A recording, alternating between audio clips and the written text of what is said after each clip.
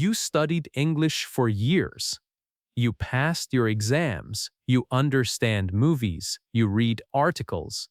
You know hundreds of words. But the moment someone looks at you and says, "Speak," your brain freezes, your mouth stops, your mind goes completely blank, and you ask yourself, why? Why can I understand everything but say nothing?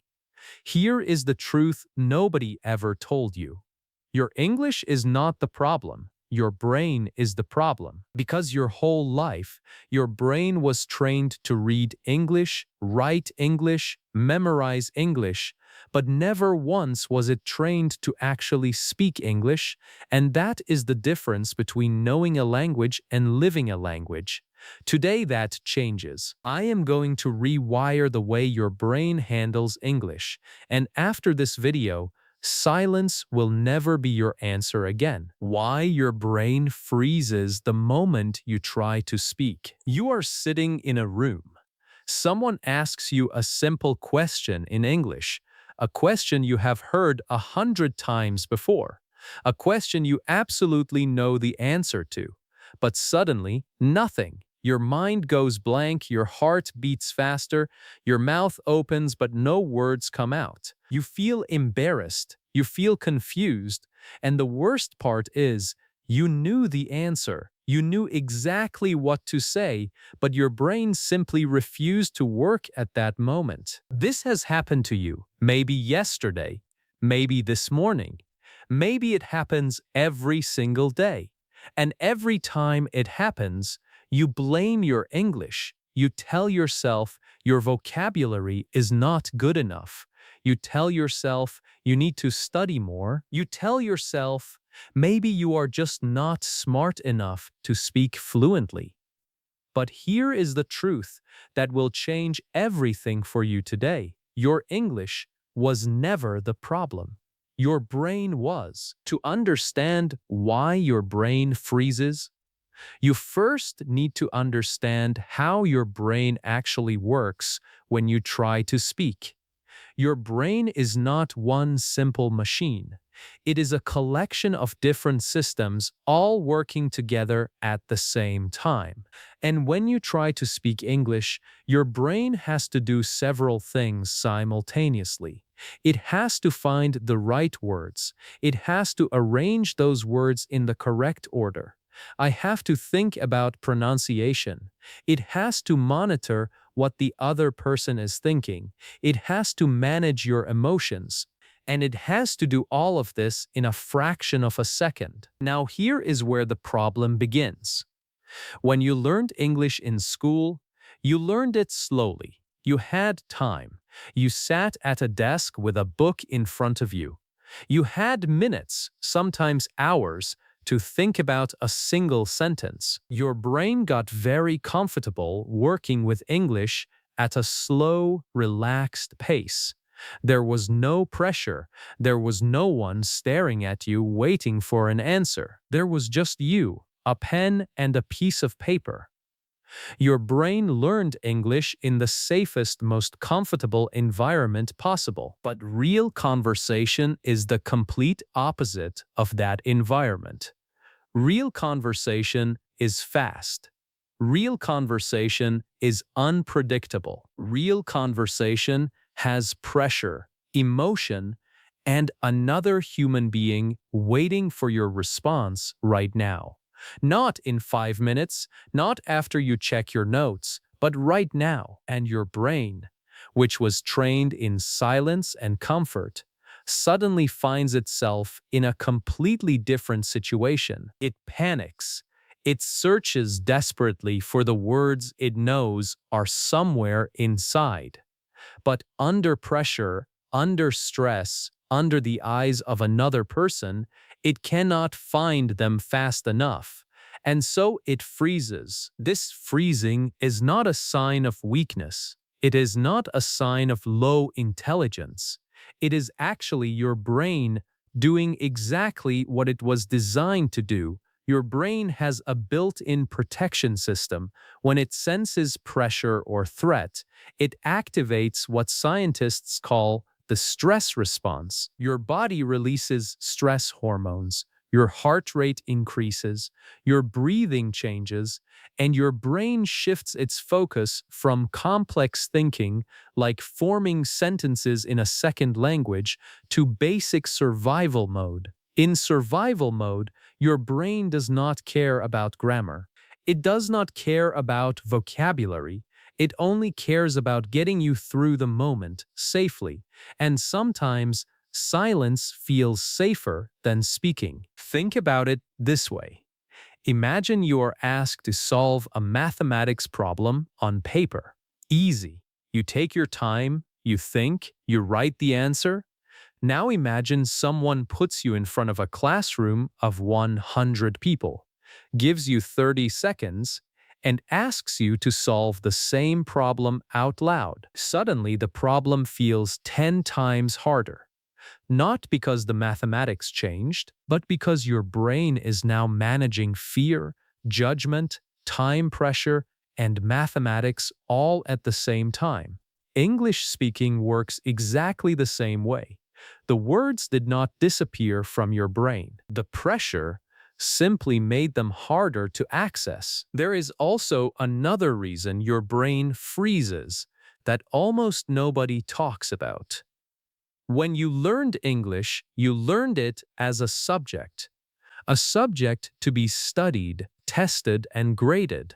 Your brain filed English away in the same mental folder as history, geography, and mathematics. Information to be recalled when needed, not a living tool to be used automatically. So when you try to speak, your brain goes looking for English in that folder. It searches, it processes, it tries to translate, and all of that takes time. Time that you do not have in a real conversation. And while your brain is busy searching, the conversation moves forward without you. Compare this to your mother tongue. You never search for words in your first language. You never think about grammar before you speak. You never translate in your head.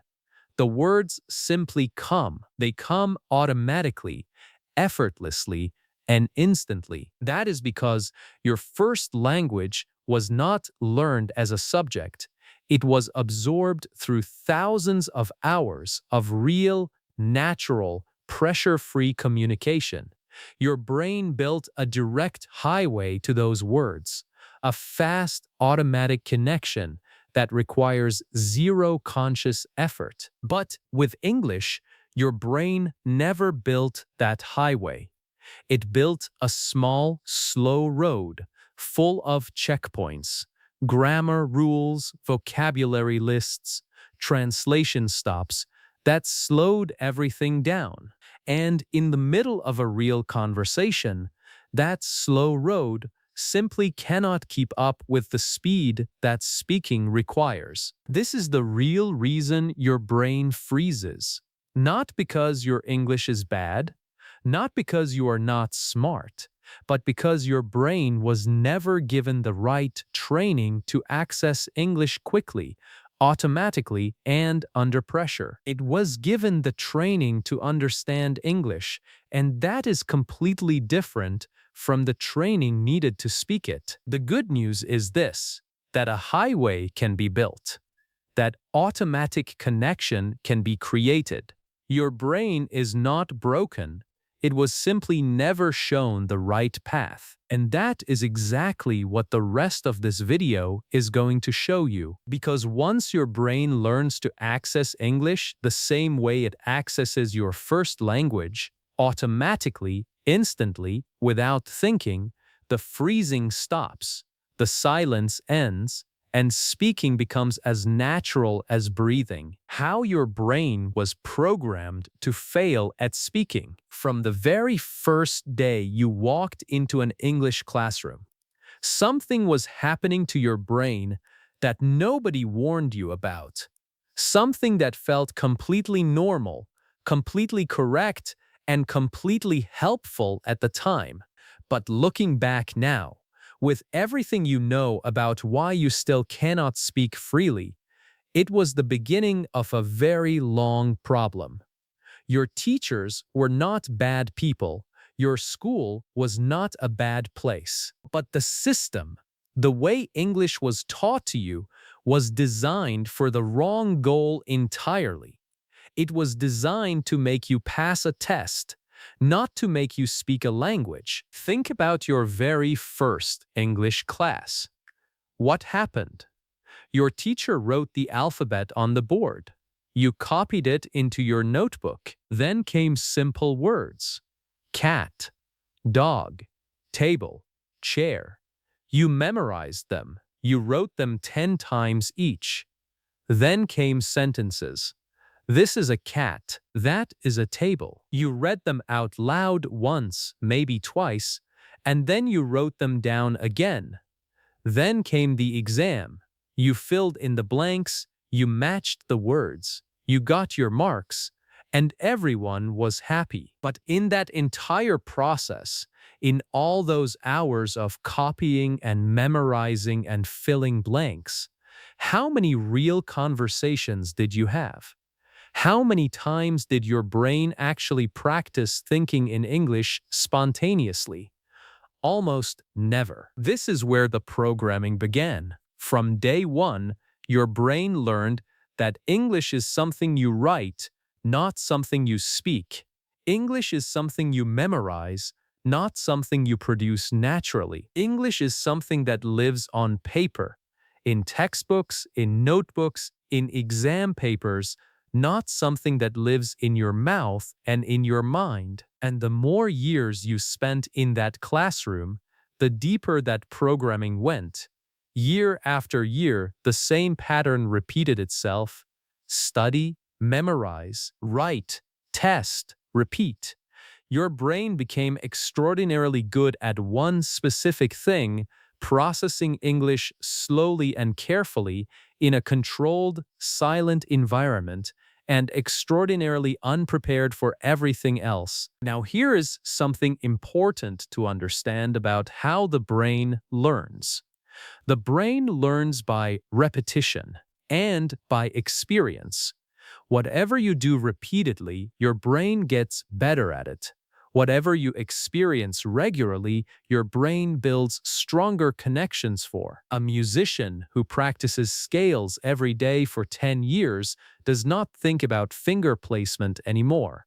Their fingers move automatically. A driver who has been driving for 20 years does not think about changing gears. Their hands and feet move without conscious thought. This is because the brain, through thousands of repetitions, has turned those actions into automatic habits. Deep, fast, effortless habits. Now apply this to your English education. What did you repeat thousands of times throughout your school years? You read silently, you wrote answers, you translated sentences in your head, you memorized grammar rules, you studied vocabulary lists, you took written exams. You did all of these things thousands and thousands of times. And so your brain becomes deeply, automatically, effortlessly good at all of them.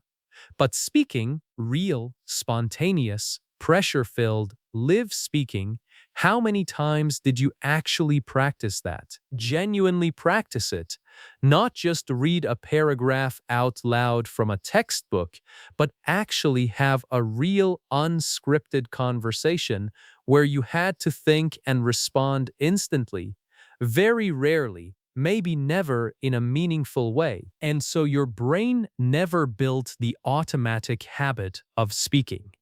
It never got the thousands of repetitions it needed to make English conversation feel natural and effortless. Every other English skill was practiced to the point of automation. But speaking was left behind, untrained, unbuilt, and now every time you try to speak, your brain has to work extremely hard because it never built the automatic pathways that speaking requires. It is like asking someone who has only ever read about swimming to jump into a deep pool and swim naturally. The knowledge is there, the ability to learn is there.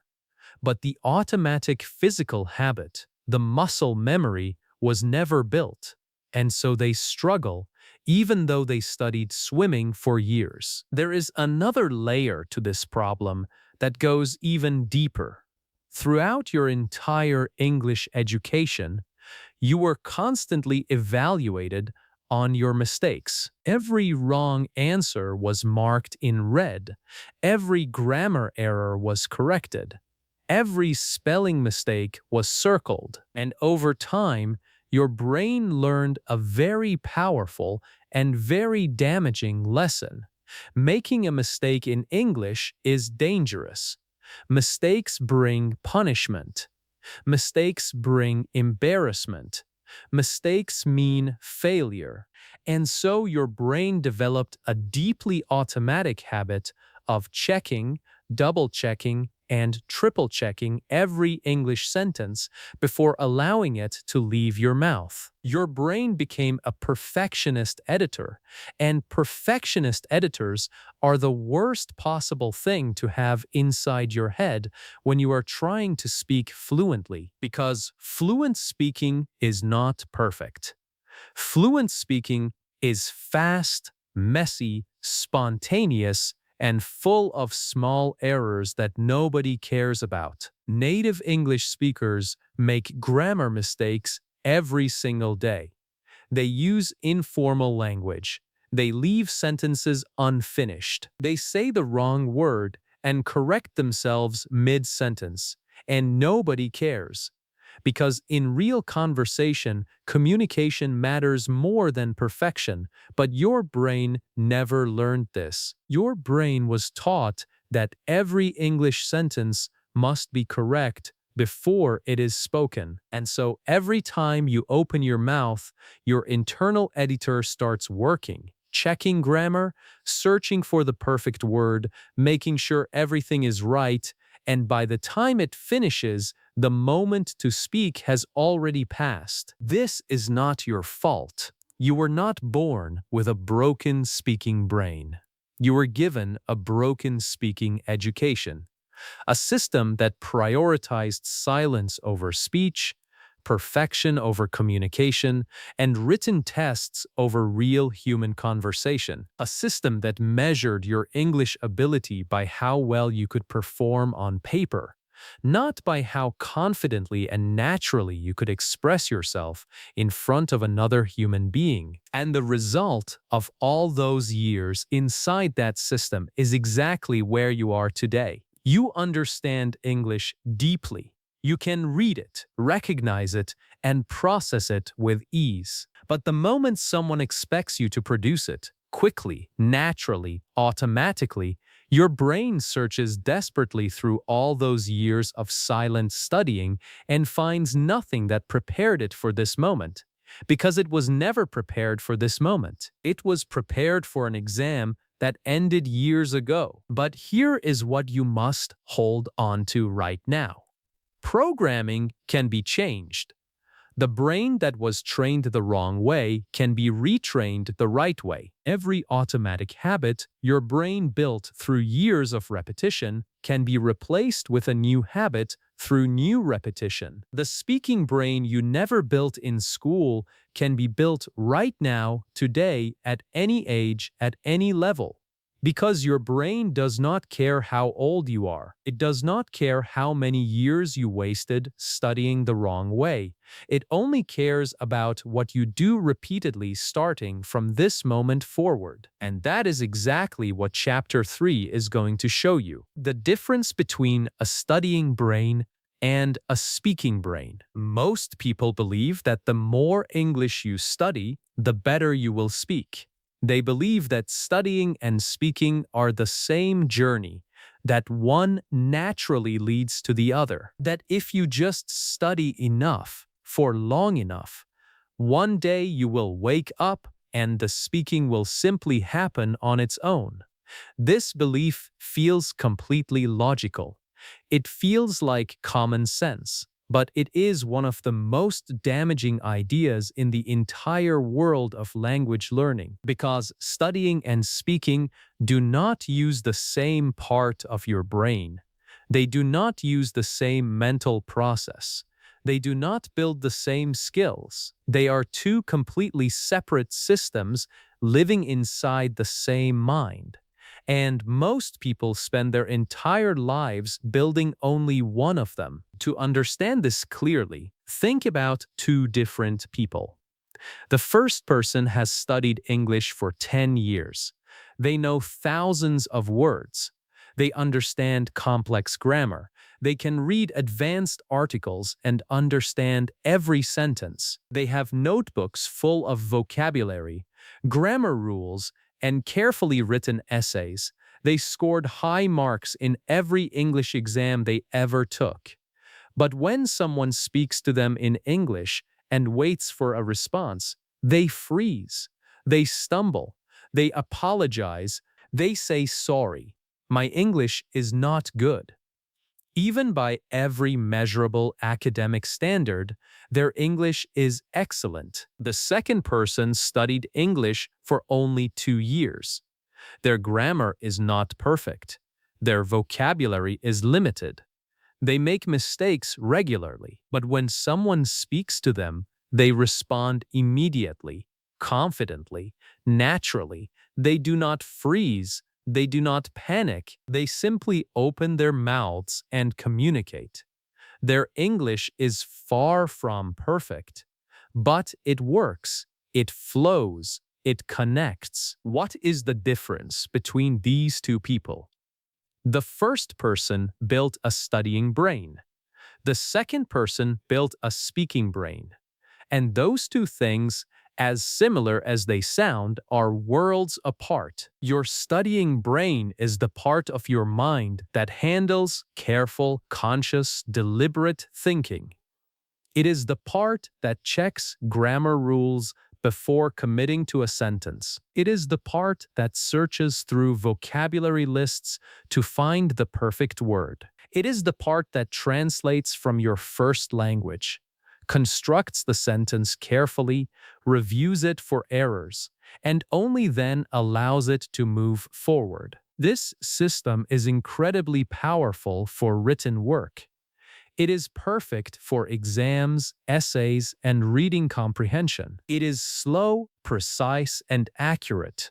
And your studying brain has been trained for years, probably decades, to handle English exactly this way. But when you are in a real conversation, your studying brain is completely the wrong tool for the job.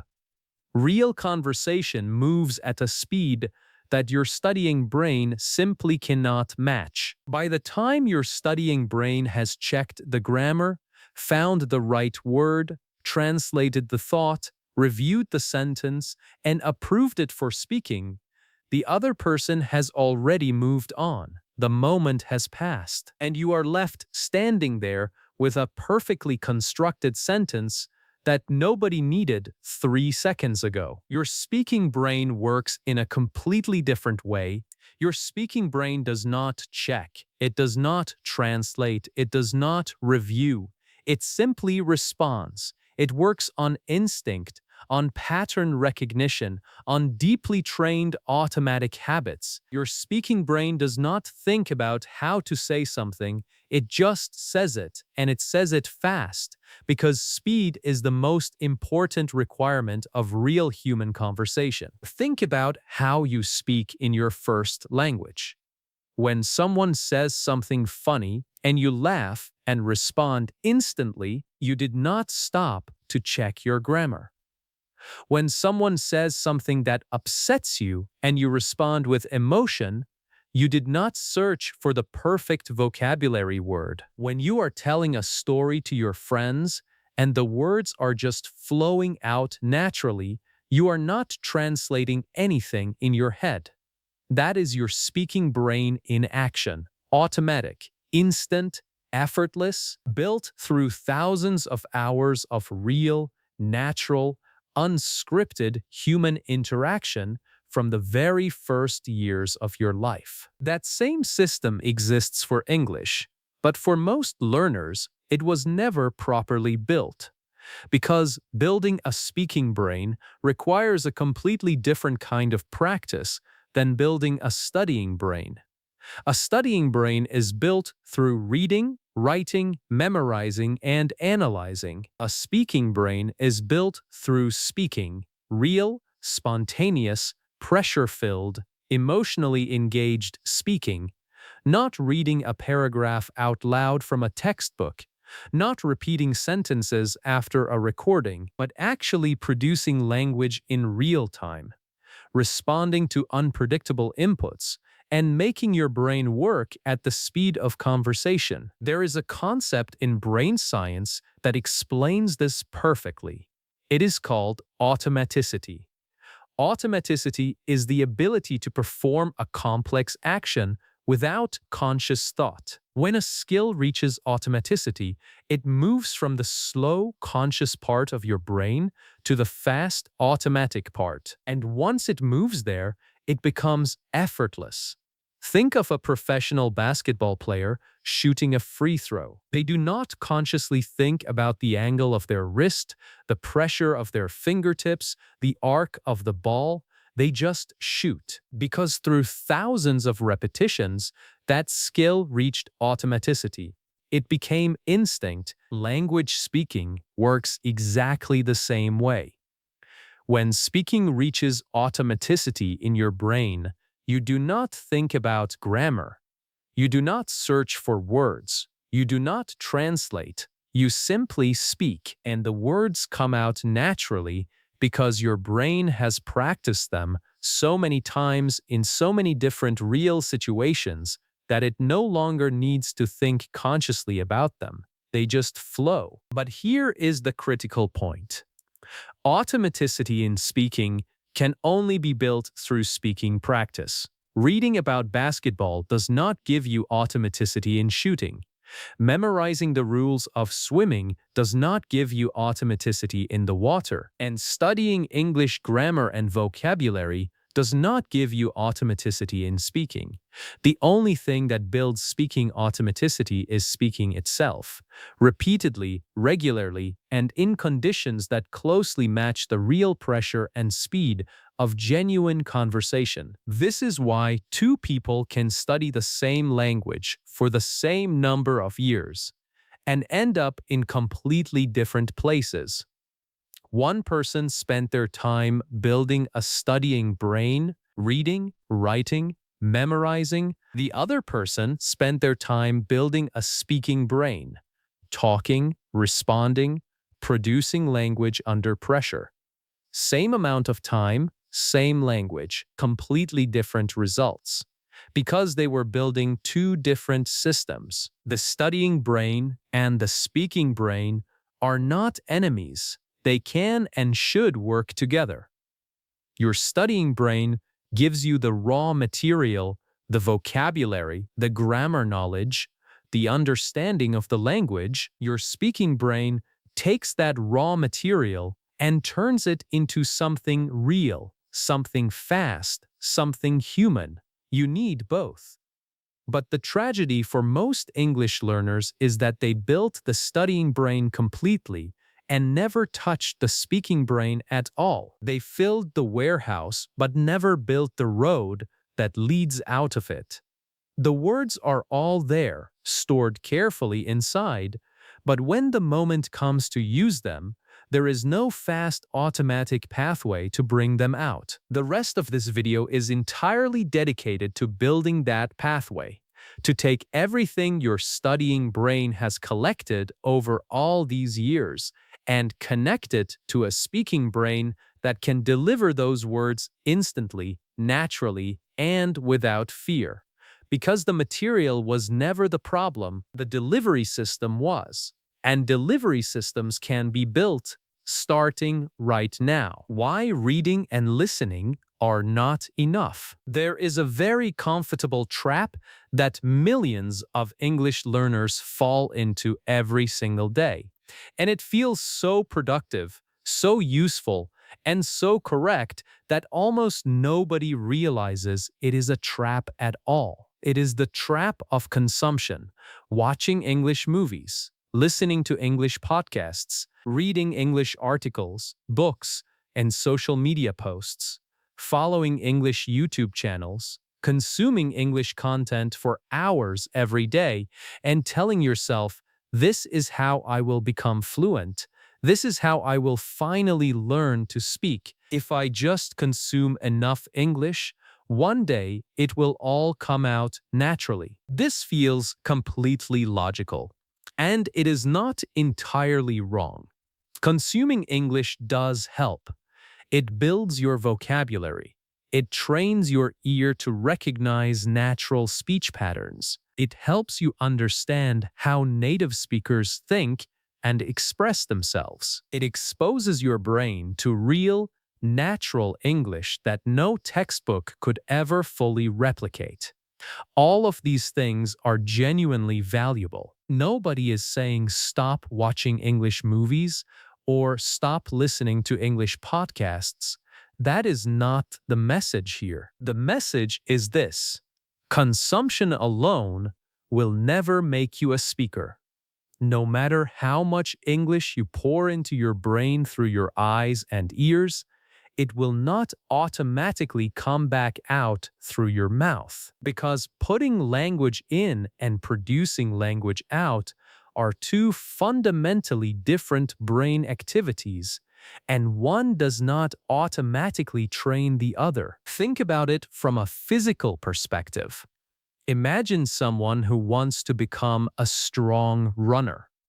Every single day they watch running videos on YouTube. They study the technique of world champion runners.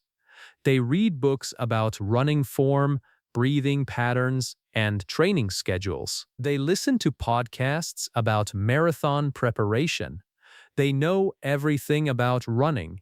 They could teach a class on running theory, but they never actually go outside and run. Would anyone expect that person to be a good runner? Of course not, because watching running and doing running are two completely different physical activities. One trains your eyes and your mind, the other trains your legs, your lungs, and your body. And only one of them actually makes you a runner. English speaking works in exactly the same way. Watching and listening train your receptive brain, the part that receives and processes language coming in. But speaking trains your productive brain, the part that generates and delivers language going out. These are two different directions of travel, two different mental highways. And spending all your time on one highway does not automatically build the other. Here is something that will make this even clearer. Think about every subject you have ever consumed passively but never actively practiced. You have watched cooking videos for years, but the first time you actually cook a meal alone, it is harder than it looked. You have watched football matches your entire life, but if someone handed you a ball right now and asked you to play like the professionals, you would struggle immediately. You have listened to musicians play beautiful music, but sitting down at a piano for the first time and producing that music yourself is a completely different experience. Watching and listening give you understanding, but understanding and doing are separated by a very large gap, and that gap can only be crossed through active practice, not passive consumption. Your brain has two completely separate language systems for exactly this reason. Linguists and brain scientists call them receptive language and expressive language. Receptive language is everything you understand, what you hear and read. Expressive language is everything you produce, what you say and write. In most English learners, the receptive system is enormously developed. Years of reading and listening have built it into something powerful and sophisticated, but the expressive system, the speaking system, remains small, weak, and underdeveloped. because it was never given the active workout it needed to grow. And this creates one of the most frustrating experiences in all of language learning. The experience of understanding everything but being able to say nothing. You watch an English movie and follow every word. You listen to a native speaker and understand their meaning perfectly. But the moment you open your mouth to respond, the words disappear. This is not confusion. This is not a mystery. This is simply the natural result of a highly developed receptive brain working alongside a completely underdeveloped expressive brain. You built one system beautifully and neglected the other entirely. There is also a deeper psychological element to why consumption feels so much easier than speaking practice. Consumption is safe. When you watch a movie or listen to a podcast, nobody is judging you. Nobody is waiting for your response. Nobody is watching your face as you struggle to find the right words. You are completely in control of the experience. You can pause, rewind, look up words, and take your time. There is zero pressure and zero risk, and your brain, which is always looking for the path of least resistance, naturally gravitates toward this comfortable, safe, pressure-free activity. Speaking, on the other hand, is uncomfortable. It is unpredictable. It requires you to perform in real time with no pause button and no safety net. It requires you to be vulnerable in front of another person. It requires you to make mistakes publicly. And your brain, which learned in school that English mistakes are dangerous and embarrassing, resists this experience with everything it has. So instead of speaking, you consume more. Instead of practicing the uncomfortable thing, you do more of the comfortable thing. And you tell yourself it is still productive because you are still engaging with English. And technically, you are right, but you are engaging with the wrong system. There is another critical problem with relying on listening as a path to speaking fluency. When you listen to English, your brain is in receiving mode. It is processing incoming information, matching it to patterns it already knows, and extracting meaning. This is a passive, receptive process. But when you speak, your brain must switch completely into production mode. It must retrieve words from memory, arrange them in real time, manage pronunciation, monitor the other person's reactions, and keep the conversation moving forward, all simultaneously and all at speed. These two modes are so different that switching between them requires specific practice. And the only way to practice switching into production mode is to actually switch into production mode, which means actually speaking. Think of it like reading music versus playing music. A person can become extraordinarily skilled at reading sheet music.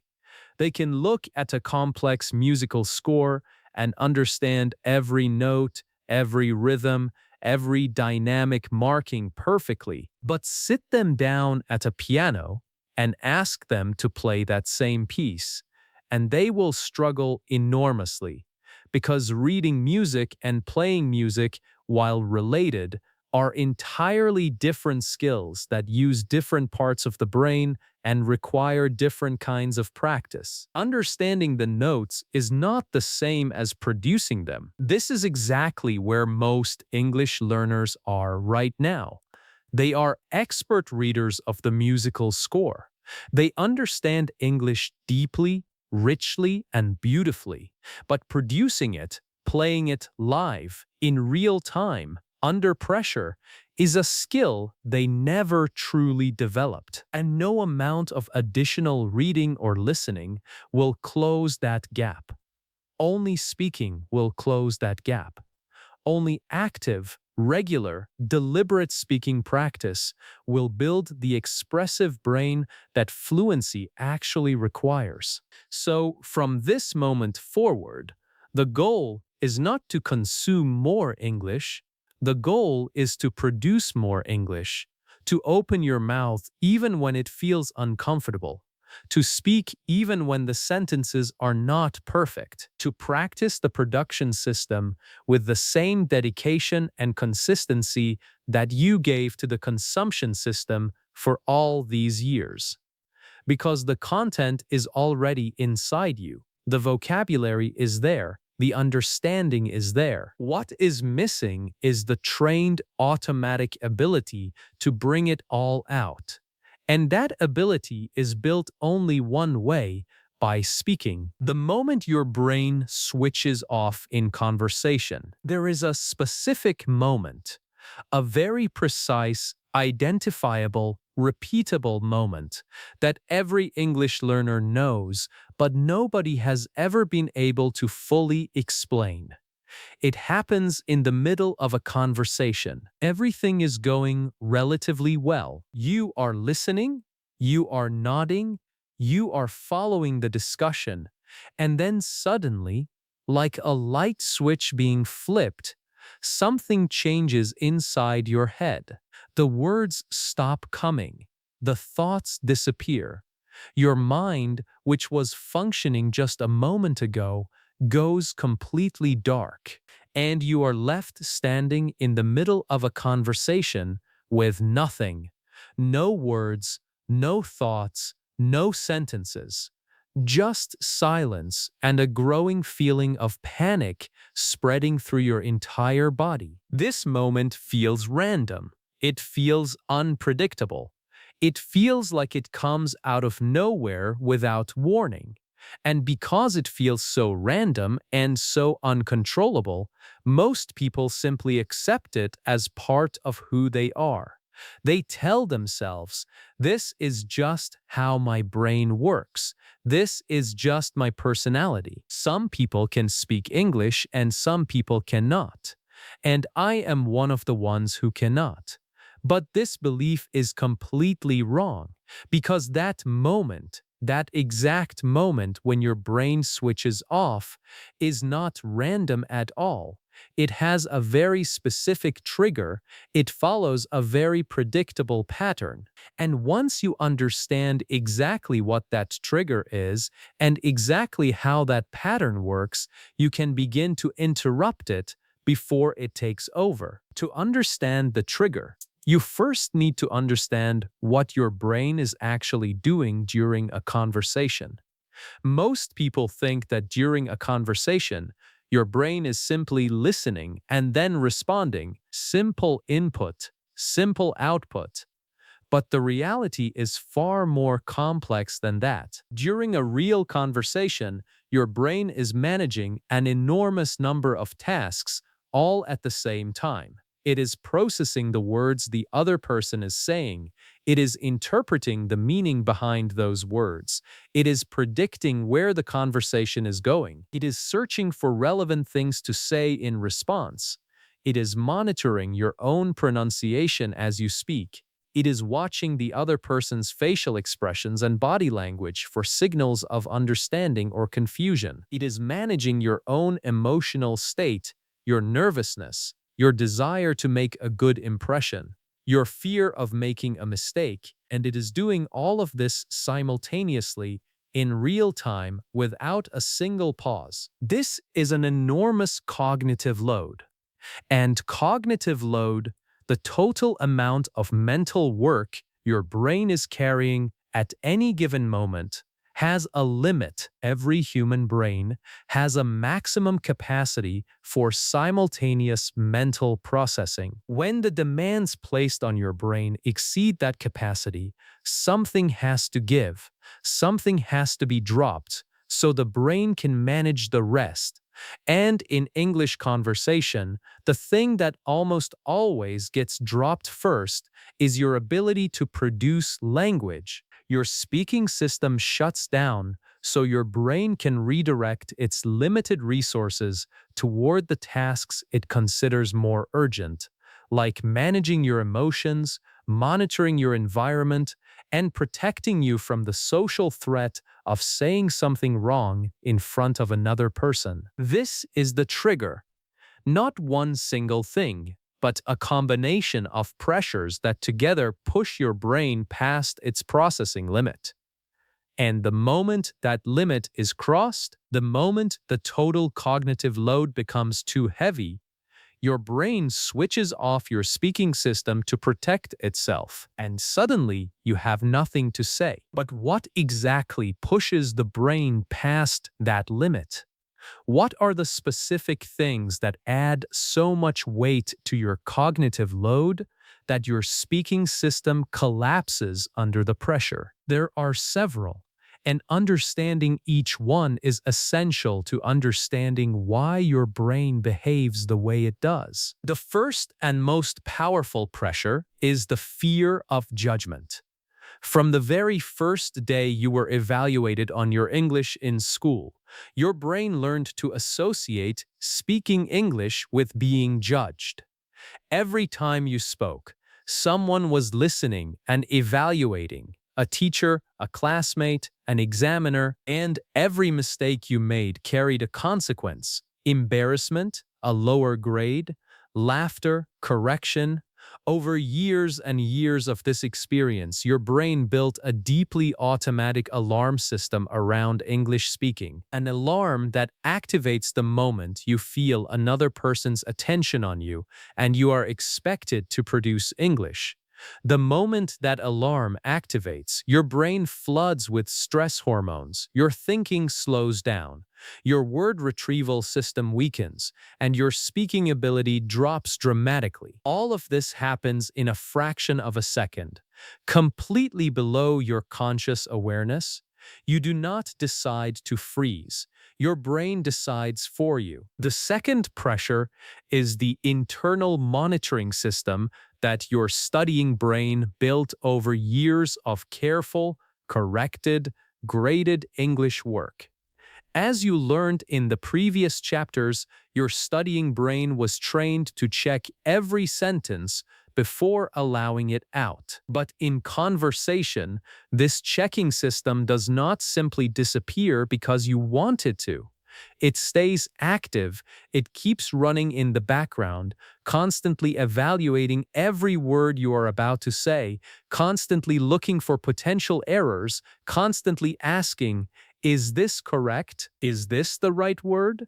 Is this the right tense? And while it is asking all of these questions, it is consuming a massive portion of your brain's available processing power.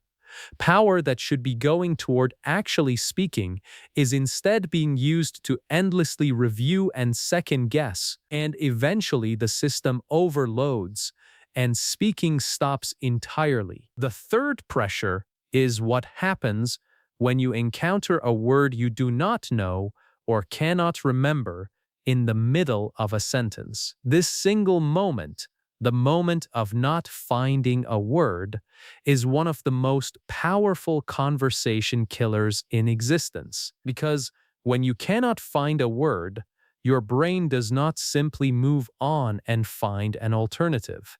Instead, it gets stuck. It circles back to the missing word again and again, searching and searching, while the rest of the sentence waits. And as the seconds pass, and the word still does not come, the awareness of your silence grows. The other person is waiting. The pressure increases, and the increased pressure makes it even harder to think clearly, which makes the word even harder to find, which creates more silence, which creates more pressure. It is a cycle that feeds itself and grows stronger with every passing second until the entire conversation collapses. The fourth pressure is something that almost nobody talks about, but almost everyone experiences. It is the pressure of listening and preparing at the same time. In a conversation, you cannot simply listen and then speak. You have to listen while simultaneously preparing your response. You have to track what the other person is saying while your brain is already working on what you are going to say next. For native speakers, this dual process is completely automatic. Their brain handles both tasks effortlessly because it has been doing so since childhood. But for someone whose speaking brain was never properly trained, this dual process is extraordinarily difficult. The moment you shift mental energy toward preparing your response, you partially lose track of what the other person is saying, and the moment you refocus on listening, you lose your prepared response. Your brain cannot manage both tasks at full capacity simultaneously, and the result is that feeling of being one step behind the conversation at all times, always slightly lost, always slightly too slow, always just missing the moment to speak. All of these pressures, the fear of judgment, the internal monitoring system, the missing word spiral, and the listening while preparing overload combine in real time during a conversation to create a cognitive burden that your brain simply cannot carry. And when the burden becomes too heavy, the brain does what it always does when overwhelmed. It shuts down the most expensive, most demanding, most vulnerable system first. And that system is your ability to speak English spontaneously and freely. Understanding this is not just interesting information, it is genuinely life-changing.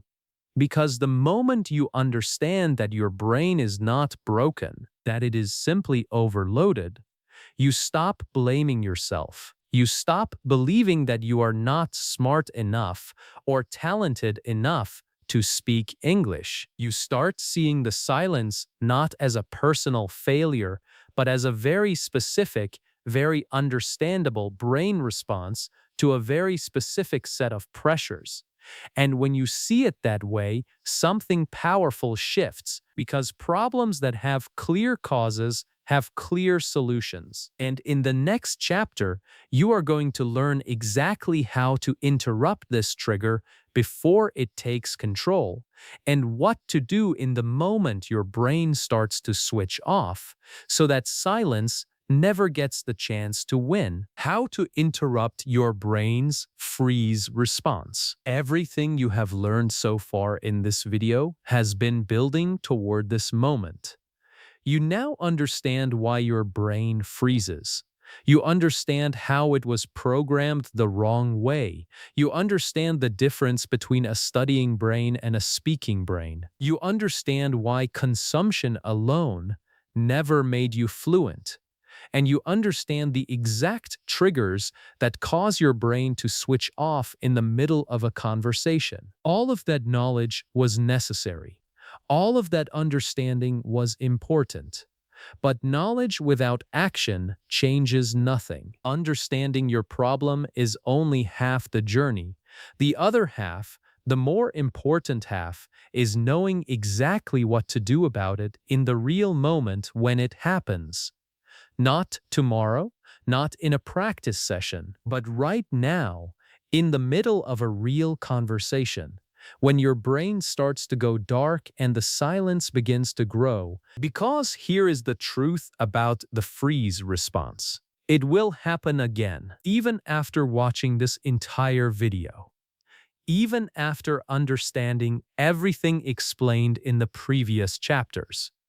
Even after beginning the right kind of brain training, the freeze response does not disappear overnight. It was built over years of wrong programming, and it will take time to fully dissolve. But, and this is the critical point, you do not have to wait for it to fully dissolve before you can function in a conversation. You do not have to be completely cured before you can speak, because there are specific, practical, immediately usable techniques that allow you to interrupt the freeze response in real time. Techniques that work not by eliminating the pressure, but by giving your brain a different path to take when the pressure becomes too heavy. And once your brain learns these alternative paths, the freeze loses its power over you. even before the deeper training is complete. The first and most important technique is what can be called the bridge sentence. A bridge sentence is a short, simple, completely automatic phrase that your brain can produce even under maximum pressure. Even when your word retrieval system is struggling, even when your internal monitoring system is running at full speed, even when the cognitive load is at its heaviest, bridge sentences are so short, so simple, and so deeply practiced that they bypass all of the slow, conscious processing that causes freezing and go directly to the automatic speaking system. They buy your brain the seconds it needs to recover, reorganize, and find its way back into the conversation. Examples of bridge sentences are things like, "That is a really good point. I was just thinking about that. That is actually something I feel strongly about. You know, this reminds me of something. I have thought about this before." These phrases say almost nothing specific. They do not commit you to a particular position or require you to produce complex vocabulary immediately, but they do something incredibly powerful. They keep the conversation alive. They signal to the other person that you are engaged, that you are thinking, that a response is coming. They remove the terrifying silence that triggers more panic and more freezing. And most importantly, they give your brain a precious 3 to 5 seconds to recover from the overload and begin forming a real response. The key to making bridge sentences work is preparation and repetition. You cannot invent a bridge sentence in the middle of a freeze. That defeats the entire purpose. Bridge sentences must be so deeply memorized, so completely automatic, that your brain can produce them without any conscious effort whatsoever. They must live in your automatic speaking system, not in your studying brain. And the way to put them there is simple. Practice them out loud every single day until they feel as natural and automatic as saying your own name. 10 repetitions a day for 2 weeks, and these phrases will be permanently installed in your automatic speaking system, ready to deploy the instant your brain needs them. The second technique is called anchoring to the last word. This technique is specifically designed for the most common and most paralyzing freeze trigger. The moment you lose the thread of a conversation and have no idea what to say next. When this happens, most people make the mistake of trying to think of something completely new to say. Their brain searches desperately in all directions at once, finds nothing quickly enough, and shuts down completely. Anchoring to the last word works differently. Instead of searching for something new, you simply take the last meaningful word or phrase the other person said and use it as the starting point of your response. You repeat it, reference it, or ask a question about it. If someone says they visited an amazing place last summer and your brain freezes, you simply say, "An amazing place. What made it so special for you?" You have not produced anything complex. You have not required your brain to search through its entire vocabulary. You simply reflected the conversation back and turned it into a question, and suddenly you are not frozen anymore. You are leading the conversation. This technique works because it requires almost zero word retrieval from your own mental storage.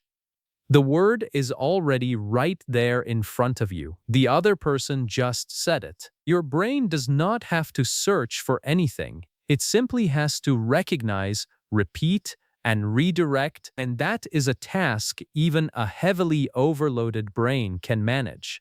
The more you practice this technique, the more automatic it becomes. And eventually your brain starts doing it instinctively without conscious instruction, because it has learned that this path always leads somewhere safe. The third technique addresses the internal monitoring system, that constant background checker that consumes enormous amounts of processing power and slows your speaking to a halt. The technique is called the good enough rule. And it is exactly what it sounds like. Before you speak, instead of asking your brain, "Is this sentence perfect?" you ask it a completely different question. You ask, "Is this good enough to communicate my meaning?" That is the only standard that matters in real conversation, not perfection, not grammatical accuracy, not the perfect vocabulary choice, just communication. Just meaning, just connection between two human beings. The moment you consciously adopt the good enough rule, something remarkable happens in your brain. The internal monitoring system does not disappear, but it changes its criteria. Instead of endlessly searching for perfection before allowing a sentence out, it now only needs to confirm that meaning is present. And confirming meaning is a much faster, much simpler, much less cognitively expensive task than confirming perfection. This frees up an enormous amount of processing power. Power that was previously being consumed by the perfectionist checker can now be redirected toward actually speaking, and the result is sentences that come faster, flow more naturally, and feel less terrifying to produce. The fourth technique is physical, not mental. And it sounds almost too simple to be real. But the science behind it is completely solid. The technique is controlled breathing.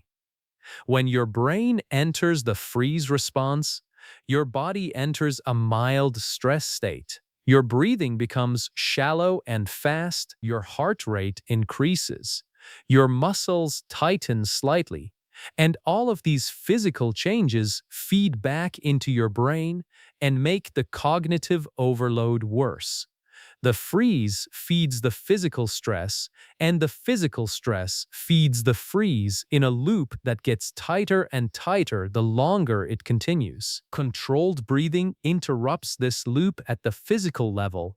A single, slow, deliberate breath, inhaling for 4 counts, exhaling for 4 counts, sends an immediate signal to your nervous system that the situation is safe. It activates the calming part of your nervous system, lowers your stress hormone levels, and within seconds begins to reduce the cognitive overload that was causing the freeze.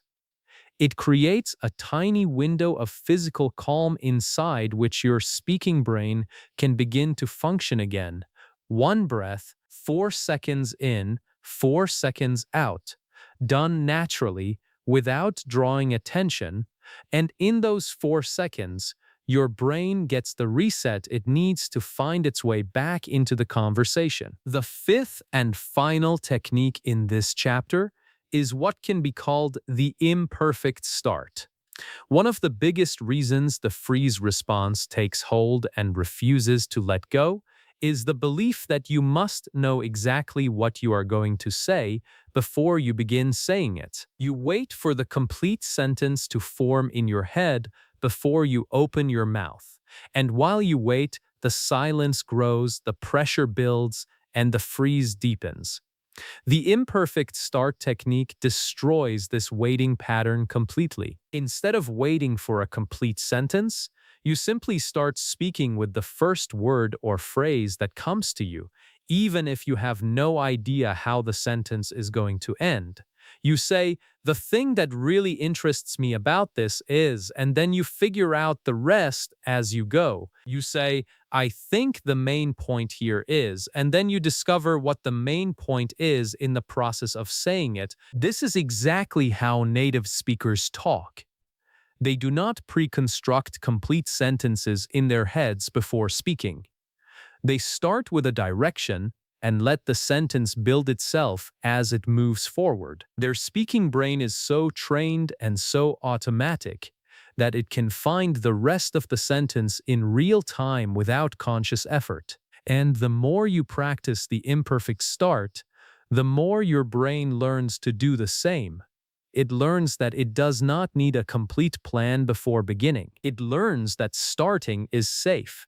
And every time it discovers that starting leads somewhere, that the sentence does find its ending, that the conversation does continue, it becomes a little less afraid to start the next time. These 5 techniques, the bridge sentence, anchoring to the last word, the good enough rule, controlled breathing, and the imperfect start, are not magic. They will not permanently rewire your brain overnight, but they will give you something you have never had before in the middle of a freeze. They will give you a choice. Instead of only one path, silence, you will have 5 alternative paths your brain can take. And having alternatives is the beginning of control, and control is the beginning of confidence. And confidence, built one small, successful conversation at a time, is the foundation of everything that comes next. Building a speaking brain from zero. Everything discussed in this video until this point has been about understanding. Understanding why your brain freezes. Understanding how it was programmed incorrectly, understanding the difference between the 2 brain systems, understanding what triggers the silence and how to interrupt it in the moment. All of that understanding is genuinely valuable and genuinely necessary, but understanding alone is still not enough to build a speaking brain. Because a speaking brain is not built through understanding. It is not built through knowledge. It is not built through watching videos or reading explanations or listening to someone describe how fluency works. A speaking brain is built through one thing and one thing only: consistent, deliberate, daily speaking practice that is specifically designed to train the automatic production system rather than the slow conscious studying system. This chapter is about exactly that. Not theory, not explanation, but the actual daily training that your brain needs to begin building the automatic speaking system that fluency requires. The specific practices, the specific habits, and the specific approach that will slowly but surely transform your brain from one that studies English into one that speaks English. And the most important word in that sentence is daily, not occasionally, not when you feel like it, not when the conditions are perfect and you have plenty of time and energy. Daily. Because the brain does not build automatic habits through occasional effort. It builds them through consistent repetition over time. And the speaking brain is no different. The foundation of building a speaking brain is a concept called output practice. You learned in Chapter 4 that consuming English, reading and listening, trains your receptive system, but never touches your productive system. Output practice is the opposite of consumption. It is any activity that requires your brain to produce English rather than receive it, to generate language rather than process it, to speak rather than listen. And the most powerful form of output practice available to any English learner at any level, at any time, in any location, completely alone and completely free, is self-talk. Self-talk is the practice of speaking to yourself in English out loud throughout your daily life. Not in your head, not as silent mental practice. Out loud with your actual voice, using your actual mouth and throat and breath. This distinction is critical. Speaking out loud and thinking in your head are not the same activity, and they do not train the same brain systems. Speaking out loud activates the full speaking system, the motor pathways that control your mouth and throat, the auditory pathways that monitor your own voice, the real-time production system that generates words at speaking speed. Thinking in your head activates none of these. Only actual physical speech trains actual physical speaking. Self-talk works by turning your ordinary daily life into a constant speaking practice session. When you wake up in the morning, you describe what you are doing out loud. I am waking up. It is a cold morning. I need to make tea. When you get dressed, you narrate your choices. I am going to wear the blue shirt today. The weather looks cloudy, so I should probably take a jacket. When you eat breakfast, you describe your food. This tea is too hot. I should have added less sugar. When you walk outside, you comment on your environment. The street is busy today. That building looks old. The sky looks like it might rain later. None of these sentences are complex. None of them require advanced vocabulary, but every single one of them is training your brain to produce English automatically, spontaneously, and without pressure. Every single sentence is a repetition that moves your speaking system closer to automaticity. The reason self-talk is so powerful is that it removes the single biggest obstacle to speaking practice: other people. As you learned in Chapter 5, the presence of another person adds an enormous amount of cognitive load to the speaking process. The fear of judgment, the pressure of being evaluated, the social stakes of the interaction, all of these pressures combine to overload your brain and trigger the freeze response. Self-talk eliminates all of these pressures completely. There is no one watching. There is no one judging. There is no one waiting for a perfect response. There is only you and your own voice, practicing in complete safety, building the automatic speaking habits that will eventually function even under pressure. The second daily practice for building a speaking brain is called the question and answer drill. This practice is specifically designed to train the part of your speaking brain that handles real-time response, the ability to hear a question and produce an answer immediately without a long thinking pause. The drill works like this. Every day, you prepare a list of 10 simple questions in English. Questions about your day, your opinions, your experiences, your plans. Questions like, what did you do this morning? What is something you are looking forward to this week? What is a place you would love to visit and why? What is something that made you smile recently? What would you do if you had one free day with no responsibilities? Then you answer each question out loud, immediately, without pausing to prepare. The moment the question ends, your mouth opens and you speak. The answer does not need to be long. It does not need to be perfect.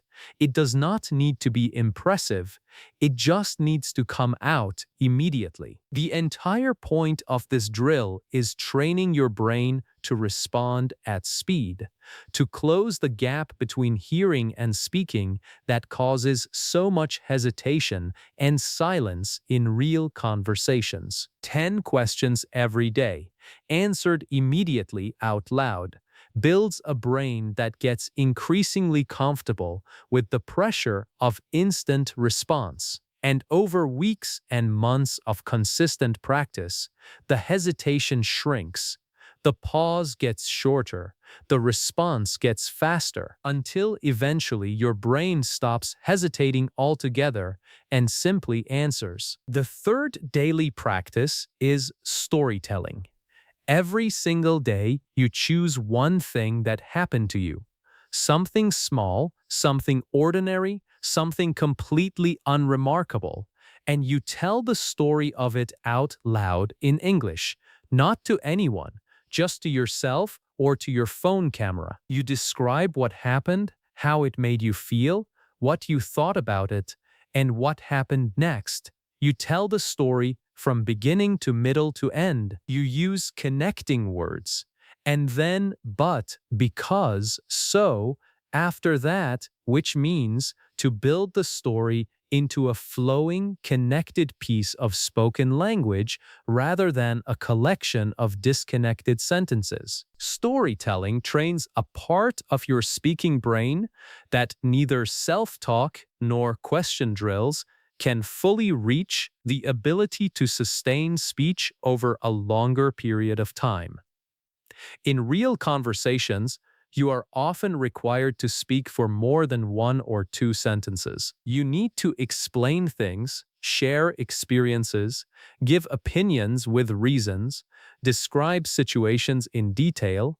All of these require your brain to maintain a continuous flow of language production without stopping, searching, or losing the thread. Storytelling practice builds exactly this capacity. It trains your brain to keep producing language even when the immediate vocabulary is not perfect, even when the grammar is not ideal, even when the next sentence is not fully formed yet. It teaches your brain to keep moving forward, to bridge gaps, find alternatives, and maintain momentum. And momentum in speaking, once built, becomes one of the most powerful tools against the freeze response. The fourth daily practice is what can be called opinion training.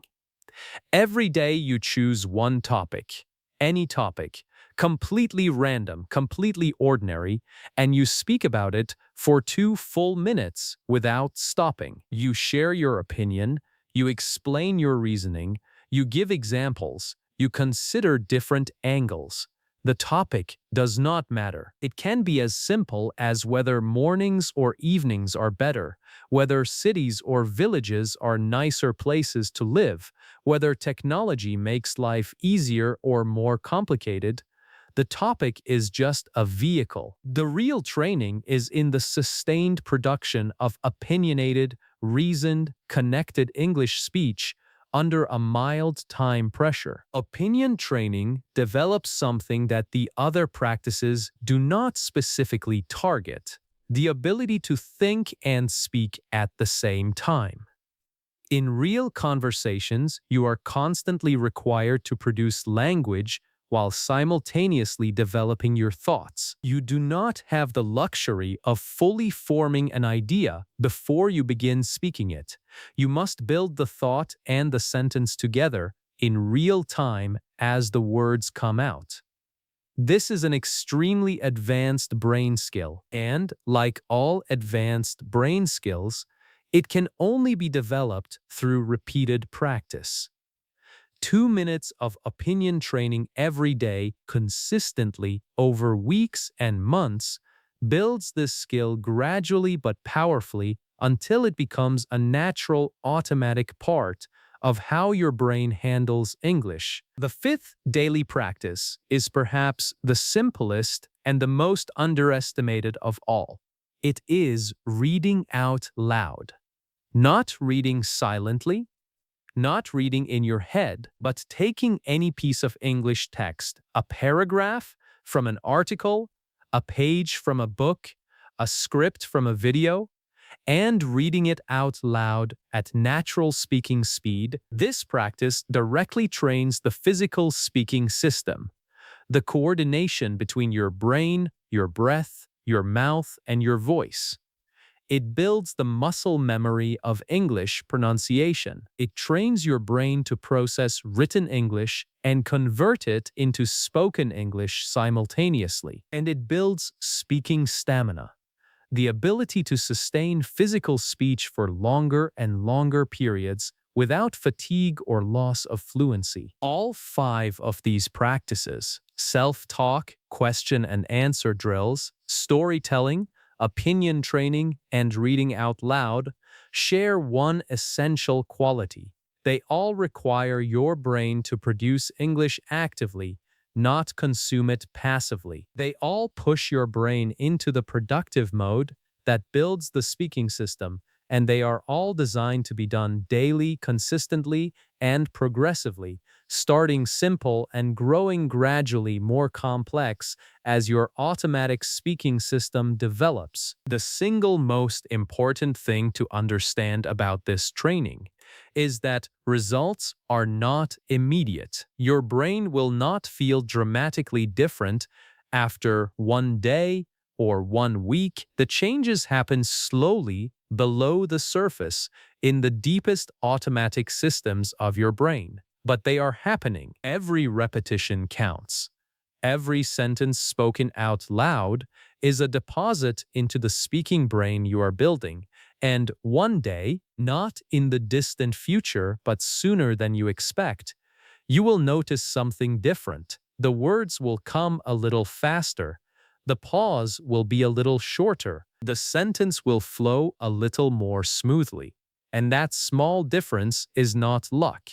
It is the speaking brain you built, one daily practice session at a time, finally beginning to show itself, and once it starts showing, it never stops growing. Why confidence has nothing to do with your English level. There is a belief so deeply embedded in the minds of English learners around the world that almost nobody ever questions it. It feels so obviously true, so completely logical, so perfectly aligned with common sense that it gets repeated everywhere, in classrooms, in conversations, in motivational videos, in self-help books, in the advice of well-meaning teachers and friends. The belief is this: once your English gets good enough, your confidence will follow. Study more, learn more words, fix your grammar, reach a higher level, and the confidence will come naturally as a result. Improve the English first. The confidence will take care of itself later. This belief sounds completely reasonable.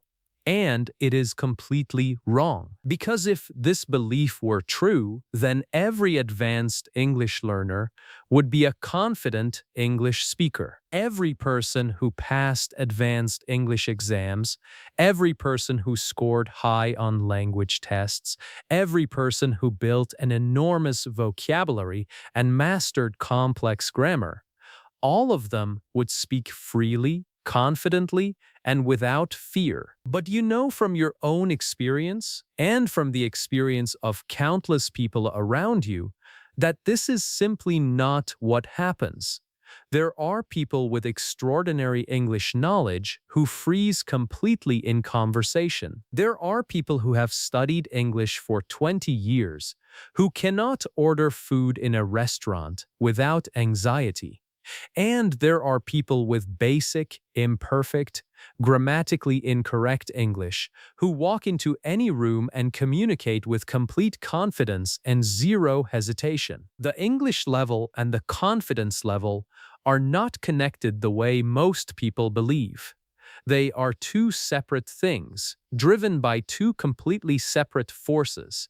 So if confidence does not come from English level, where does it actually come from? And more importantly, what is your brain actually afraid of when it refuses to speak? The answer is something that most people sense but rarely say out loud clearly. Your brain is not afraid of English, your brain is afraid of judgment. Specifically, it is afraid of being judged negatively by another human being in a social situation. It is afraid of looking stupid.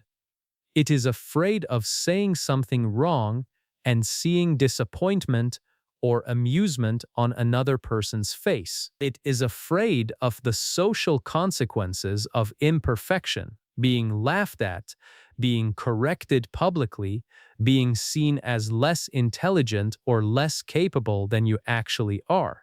This fear has absolutely nothing to do with how many English words you know. It has everything to do with how your brain learned to associate English speaking with social risk. To understand where this fear comes from, go back to the classroom one more time. From your very first English lesson, speaking English was a public performance. You were called on by the teacher in front of the entire class. You stood up and everyone waited. And if you made a mistake, if you said the wrong word, used the wrong tense, mispronounced something, the consequences were immediate and social. The teacher corrected you in front of everyone. Classmates heard your mistake. Some laughed, some looked relieved.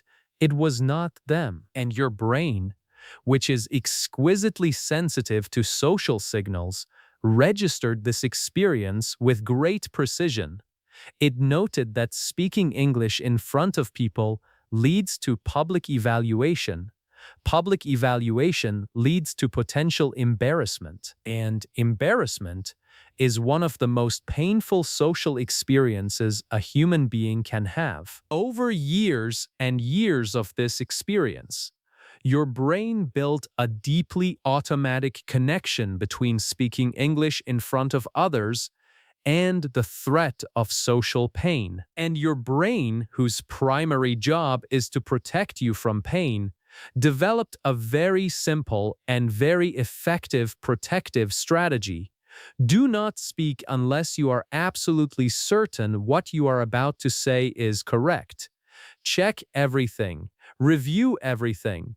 Make sure every word is perfect before it leaves your mouth. Because perfection is safe. Perfection cannot be laughed at. Perfection cannot be corrected. Perfection protects you from judgment, and so your brain learned to hold your English hostage until perfection was guaranteed, which, in the messy, imperfect, spontaneous world of real conversation, it almost never is. This is why increasing your English level alone never fixes the confidence problem. Because the confidence problem was never about English level in the first place. You can add 1,000 more vocabulary words to your brain, and the fear of judgment will still be exactly where it was before, sitting at the door of your speaking system, blocking every sentence that is not perfectly constructed, preventing every response that carries even a small risk of social embarrassment. The fear does not care about your vocabulary size. The fear only cares about one thing: am I safe from judgment right now? And until your brain receives a convincing answer to that question, it will continue to hold back your speaking regardless of how advanced your English becomes. Now, here is where something genuinely important needs to be understood about judgment itself. The judgment your brain is so afraid of is almost entirely imaginary. Not completely. Real judgment does exist, and real embarrassment does happen, but the scale of judgment that your brain anticipates is massively, dramatically exaggerated compared to the scale of judgment that actually occurs. When you make a grammar mistake in English conversation, the other person almost never thinks less of you as a human being. They almost never lose respect for you. They almost never remember the specific mistake 10 minutes later. What they actually experience in that moment is simply a brief recognition that English is not your first language, which they already knew, followed by a continued focus on the meaning of what you were trying to communicate. The mistake registers for approximately 1 second and then disappears from the other person's attention entirely. But your brain does not know this. Your brain, trained through years of classroom evaluation, still expects every mistake to be caught, highlighted, and socially punished. It still expects the teacher's red pen. It still expects the classroom full of watching faces. It still operates as though the social stakes of every English sentence are as high as they were when you were a child, standing in front of a class, praying not to be embarrassed. And this ancient, outdated fear keeps running automatically in the background of every conversation you have, consuming your confidence and blocking your words, even though the actual social danger it is protecting you from barely exists anymore. So how do you change this? How do you convince a brain that has been afraid of judgment for years that judgment is not actually as dangerous as it believes? The answer is through experience, specifically through repeated experiences of speaking imperfectly and discovering that nothing terrible happens as a result. Every time you speak English with a grammar mistake and the conversation continues normally, your brain receives a small piece of evidence that contradicts its fear. Every time you use the wrong word and the other person understands you anyway, your brain updates its threat assessment very slightly downward. Every time you stumble through a sentence and the other person responds with patience and kindness rather than mockery, your brain learns just a little bit that speaking imperfectly is survivable, that mistakes do not destroy you, that communication matters more than perfection, and that the judgment it feared so deeply is mostly a shadow, dark and convincing from a distance, but without real substance when you actually step into it. This is why the path to confidence is not through more studying. It is through more speaking, specifically more imperfect speaking in low-stakes situations that your brain can experience as safe. Starting with conversations where the social pressure is minimal, talking to shopkeepers, to strangers you will never see again, to people in casual situations where the stakes are low and the consequences of a mistake are genuinely insignificant. Each of these small, low-pressure interactions is not just a conversation. It is a training session for your brain's fear system. It is a controlled exposure to the very thing your brain is afraid of, and a chance for your brain to discover one more time that the fear was bigger than the reality. Confidence in English speaking is not a reward that arrives after you reach a certain level. It is a skill that is built gradually through accumulated experiences of speaking and surviving, through collecting evidence, conversation by conversation, that your voice is safe in the world, that your imperfect English communicates, that the people listening are far more interested in your meaning than your grammar, and that the judgment your brain spent so many years running from was never as powerful or as permanent as it seemed. Confidence does not wait for perfection. Confidence is built in spite of imperfection. And every imperfect sentence you choose to speak out loud is not a failure. It is a brick in the foundation of the speaking confidence your brain has been waiting years to finally feel. The daily brain workout that replaces 10 years of study. Everything you have learned in this video so far has been leading to this moment. You now understand the problem completely. You understand why your brain freezes, how it was programmed incorrectly, what triggers the silence, how to interrupt the freeze in real time, how to begin building a speaking brain, and why confidence has nothing to do with your English level. All of that understanding sitting inside your mind right now is genuinely powerful. But understanding without a daily system produces nothing because the brain does not change through moments of clarity. It does not rewire itself through sudden realizations. It does not build new automatic habits through occasional inspiration.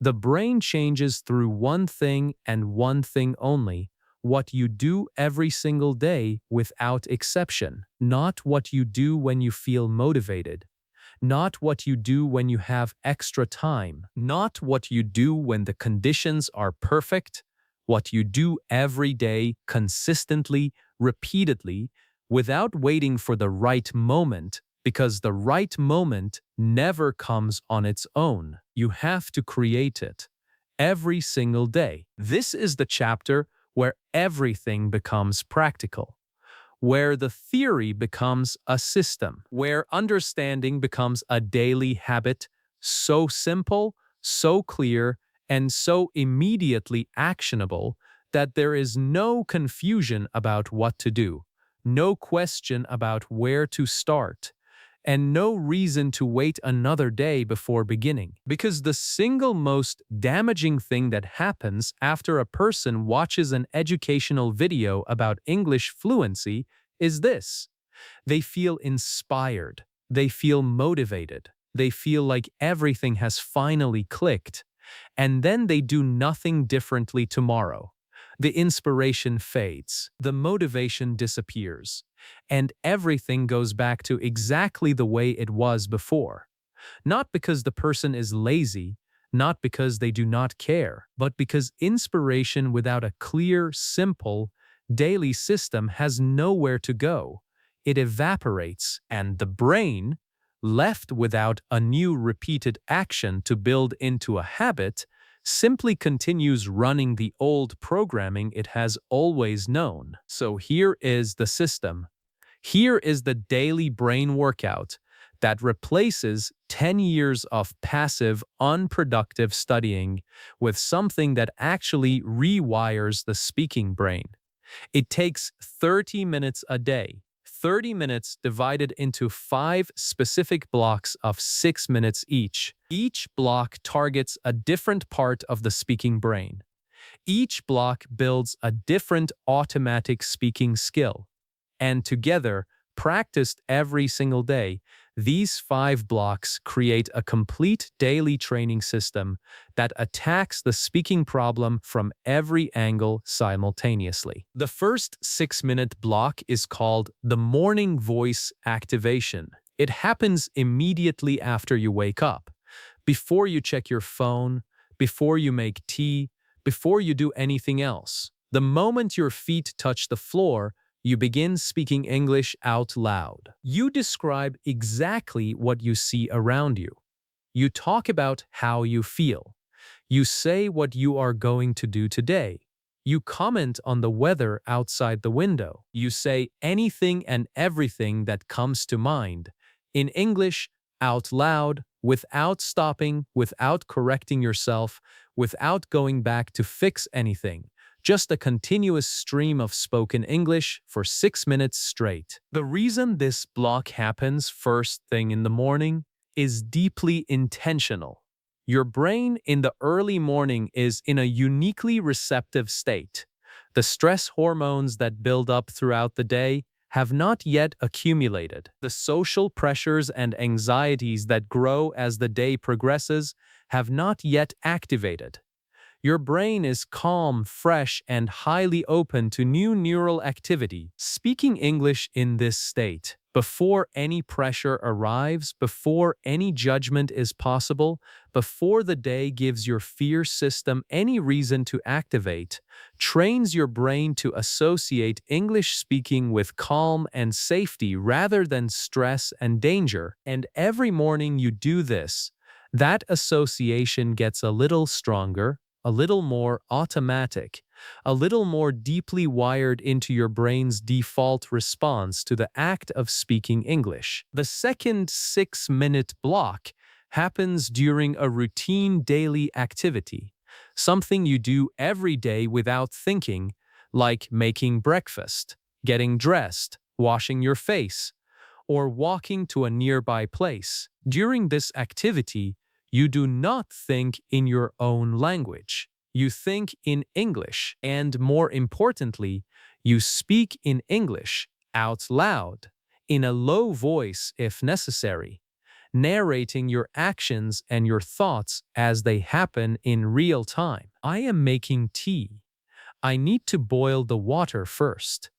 I always add too much sugar, but I never learn. The cup is too small for this amount of tea. I should buy a bigger one. This block is training something very specific and very powerful.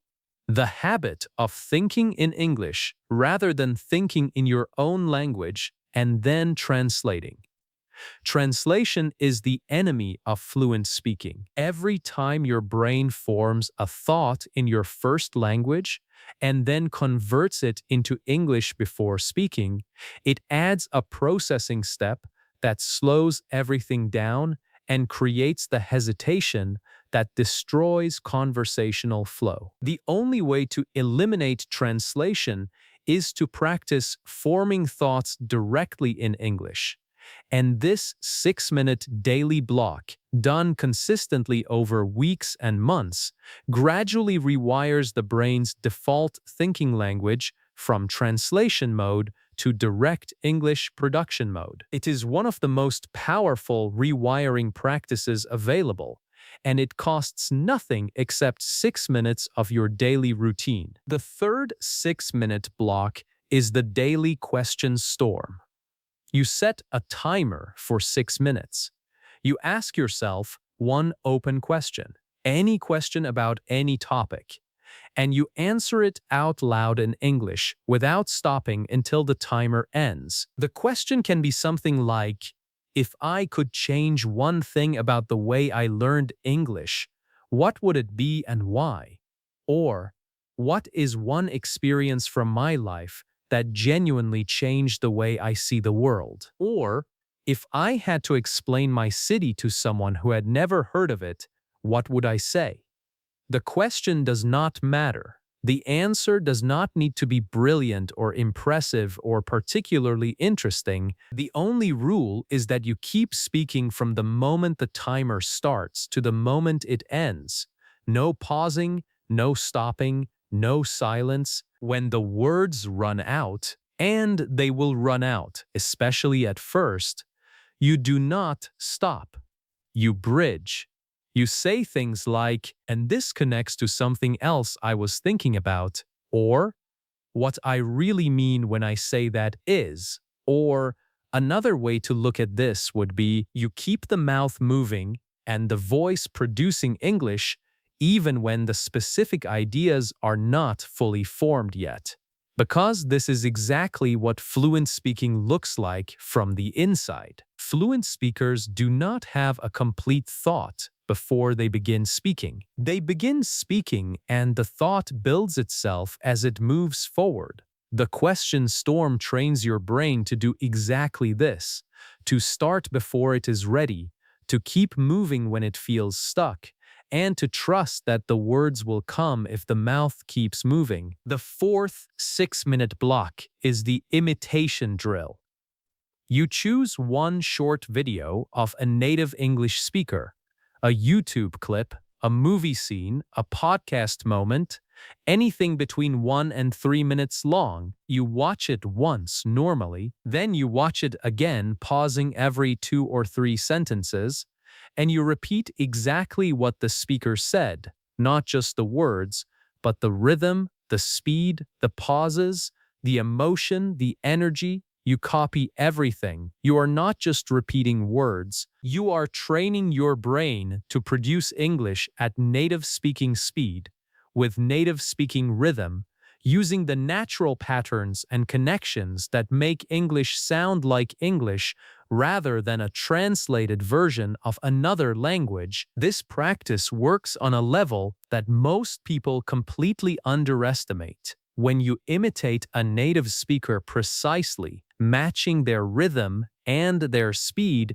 not just their vocabulary, you are physically training the motor pathways of your speaking system. You are teaching your mouth, your breath, and your brain to coordinate at the speed and rhythm that real English conversation requires. You are installing natural English patterns so deeply into your automatic speaking system that they begin to appear spontaneously in your own speech even when you are not imitating anyone. Your brain borrows the patterns, internalizes them, and eventually makes them its own. The fifth and final 6-minute block of the daily brain workout is the reflection recording. At the end of the day, before you sleep, you pick up your phone, open the voice recorder, press record, and speak for 6 minutes about your day in English. Not a perfect summary, not a prepared speech. Just honest, spontaneous, unscripted reflection.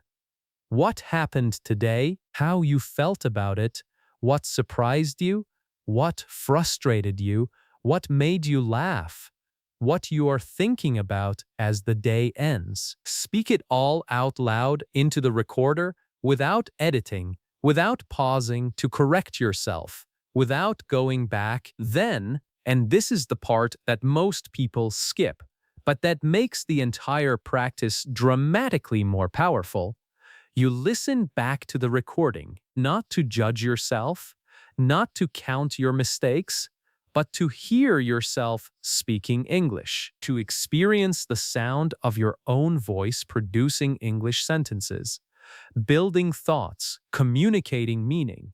Most English learners have almost never heard themselves speak English. They have no relationship with the sound of their own English voice, and this unfamiliarity makes speaking feel even more foreign and more frightening than it already is. Listening to your own recordings builds a relationship between your identity and your English voice. It makes your English voice feel like yours, like a natural part of who you are. And that sense of ownership, that feeling that this English-speaking voice belongs to me, is one of the most quietly powerful confidence builders that exists. 30 minutes, 5 blocks of 6 minutes each, every single day. That is the entire system. It is not complicated. It does not require expensive courses, special equipment, a language partner, or a perfect environment. It requires nothing except your voice, your phone, and 30 minutes of daily commitment. And the results of this system, applied consistently over 60 to 90 days, are not subtle. Speaking becomes faster. The hesitation shrinks. The freeze response loses its grip. The confidence grows, not because your English level dramatically increased, but because your brain finally got the specific daily training it needed to do the one thing it was never properly trained to do before: speak. The day your brain finally speaks without thinking, there is a day coming for you. A specific, real, genuinely attainable day that exists somewhere in your near future, closer than you currently believe, closer than your fears tell you, closer than the years of frustration and silence make it feel. It is not a distant dream. It is not an impossible fantasy reserved for special people with special talent. It is a predictable, natural, inevitable result of everything you have learned in this video and everything you are about to begin practicing every single day. And on that day, something will happen that you have wanted for so long that you almost stopped believing it was possible. You will open your mouth in an English conversation and the words will simply come, not after a long pause, not after a desperate internal search, not after translating, checking, reviewing, and approving. They will just come, naturally, automatically, effortlessly, as if they were always there, always ready, always waiting, and the only thing that ever kept them back was a brain that had not yet been shown the right path to release them. This is what fluency actually feels like. Not perfection, not the absence of all mistakes, not the ability to sound exactly like a native speaker in every situation. Fluency is something far simpler, far more human, and far more achievable than the impossible standard most learners spend years chasing. Fluency is the feeling of freedom. The feeling that English is no longer a wall between you and the world, but a door that opens easily, naturally, and automatically the moment you reach for it. Fluency is when the language stops being something you do and becomes something you are. When English stops living in your notebooks and your vocabulary lists and your grammar books and starts living in your mouth, in your thoughts, in your instincts. When the gap between thinking and speaking disappears, not because you got smarter, not because you finally memorized enough words, but because your brain finally built the automatic highway that connects thought to speech without roadblocks, without checkpoints, without fear. Most people imagine fluency as something that arrives all at once. A sudden transformation. A dramatic before and after. One day you cannot speak, and the next day you can. But this is not how the brain works, and this is not how fluency actually develops. Fluency does not arrive, it accumulates. It builds slowly, quietly, and sometimes invisibly. One daily practice session at a time, one small conversation at a time, one imperfect sentence spoken out loud at a time. And because it builds so gradually, most learners miss the signs that it is already happening. They are so focused on how far they still have to go that they completely fail to notice how far they have already come. The signs of fluency building are subtle at first. They are easy to dismiss, easy to overlook, easy to explain away as coincidence or luck, but they are not coincidence. They are evidence. They are your brain showing you, in small but unmistakable ways, that the rewiring is working. The first sign is a shortening of the pause. Before you began training your speaking brain, the gap between hearing a question and producing an answer was long, sometimes painfully, embarrassingly long. But one day you will notice that the gap is shorter, not gone yet, but shorter, half a second faster than it used to be. 1 second less of silence before your words begin. This is not a small thing. This is your automatic speaking system beginning to come online. This is the highway your daily practice has been building finally starting to carry traffic. The second sign is the appearance of automatic phrases. You will be in a conversation, and a phrase will come out of your mouth that you did not consciously choose. It simply appeared. The right phrase, at the right moment, without any deliberate searching or selecting. This is automaticity beginning to show itself. This is your brain proving that the patterns you practiced are moving from the slow conscious system into the fast automatic system. Every automatic phrase that appears without effort is a confirmation that the training is working exactly as it should. The third sign is a reduction in translation.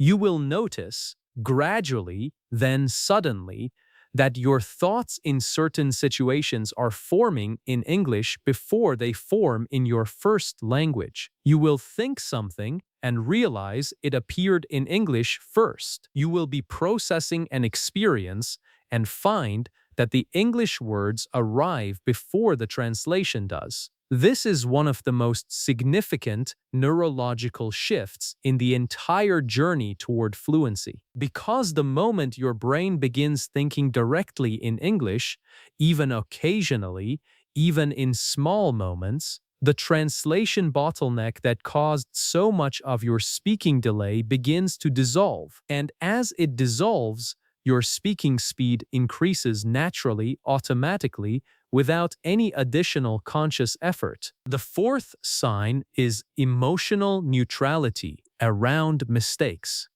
You will make an English error in conversation and notice that the emotional response is smaller than it used to be. The shame is less intense. The embarrassment fades faster.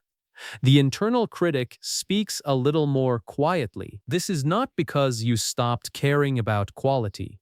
It is because your brain has accumulated enough positive speaking experiences to begin overriding the old fear programming. It has enough evidence now that mistakes do not destroy conversations, do not end relationships, do not result in the catastrophic social punishment it spent years expecting.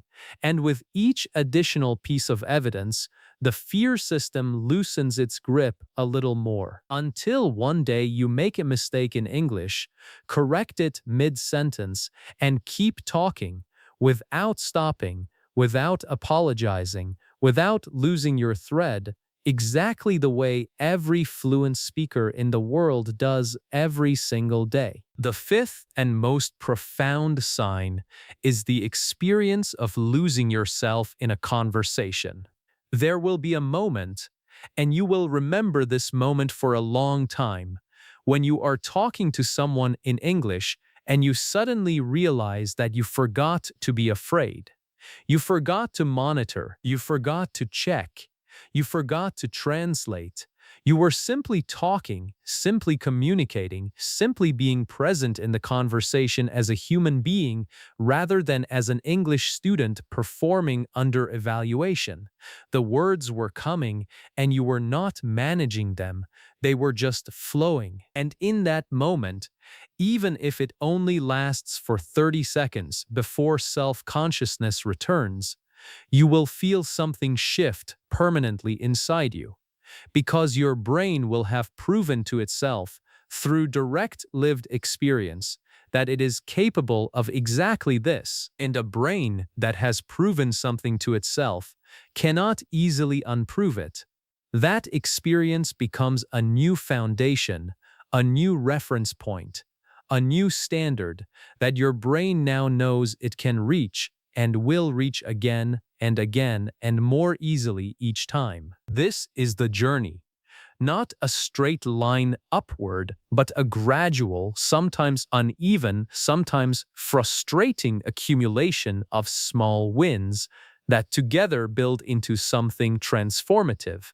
There will be days when your English feels worse than it did the week before. There will be conversations that go badly after conversations that went well. There will be mornings when the daily practice feels pointless and the fluency feels as far away as ever.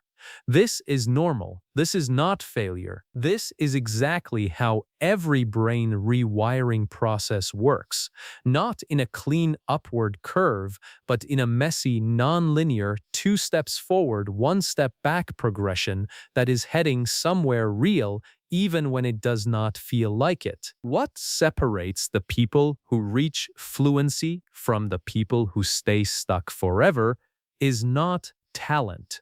It is not intelligence. It is not a special gift for languages. It is one single quality that has nothing to do with English at all. It is the decision to keep going on the days when progress feels invisible, to do the daily practice when motivation is low, to speak even when speaking feels hard, to trust the process on the days when the process shows no visible results, because the results are always happening in the deep automatic systems of your brain, below the surface of your conscious awareness, in the slow accumulation of neural connections that are being built and strengthened with every single repetition. You cannot see them building, but they are building. Every day that you practice, they are building. And here is the final truth. that this entire video has been moving toward. The fluency you are chasing is not somewhere far in the future, waiting for you to become a different person before it will arrive. It is not locked behind a level you have not reached yet, a course you have not taken yet, or a number of vocabulary words you have not memorized yet. It is already inside you. It was always inside you. The words are there. The knowledge is there. The understanding is there. Everything your brain needs to speak English freely and naturally already exists inside it, gathered over all those years of studying, listening, and reading that you did not waste, even though it sometimes felt that way. What was missing was never the content. What was missing was the trained, automatic, fearless ability to release that content in real time. And that ability, the speaking brain, is exactly what you have been building throughout this video. Exactly what the daily practice system in Chapter 9 will continue building every single morning from today forward. The day your brain finally speaks without thinking is not a miracle. It is not luck. It is not something that happens to other people, but not to you. It is the natural, inevitable result of a brain that was given the right training, repeated consistently over enough time to do what it was always capable of doing. And that day, your day, is not as far away as it feels right now.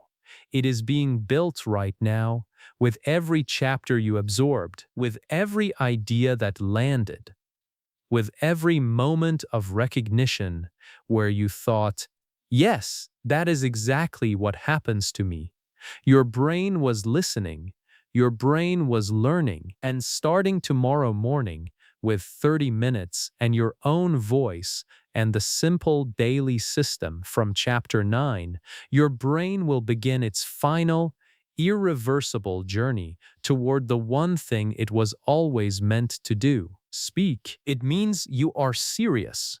It means you are ready. It means somewhere inside you, everything explained in this video is connected with something real, something you have felt for a long time but never had the words to describe. You now know the truth. Your English was never the problem. Your brain was simply never trained the right way. And now it will be, starting tomorrow morning, 30 minutes, 5 blocks, your voice, your phone. That is all. No expensive courses, no perfect conditions, no waiting until you feel ready, because feeling ready is not how it starts. Starting is how it starts. Every single person who speaks English fluently today was once exactly where you are right now. Frustrated, frozen, convinced that fluency was for other people. And the only difference between them and where you were before this video is that they started and they kept going. Now it is your turn. Your brain is not broken. It was just waiting for the right instructions. Now it has them. Go speak.